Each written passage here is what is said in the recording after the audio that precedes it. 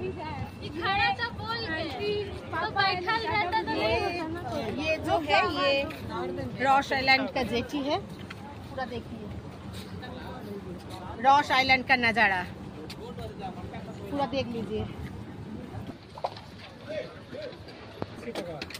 Oh my God!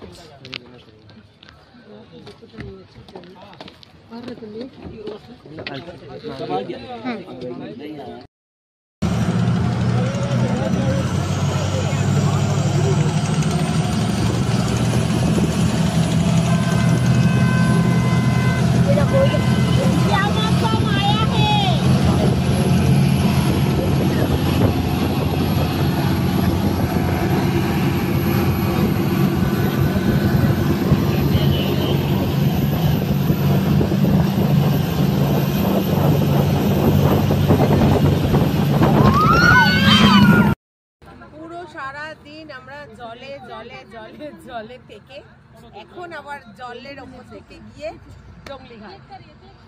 তো এই আমাদের বোট স্টার্ট নিয়ে নিয়েছে, আমরা সব লাইফ জ্যাকেট পরে নিয়েছি, অ্যারো বাপির হাতে ক্যামেরা। এই এখন চললাম।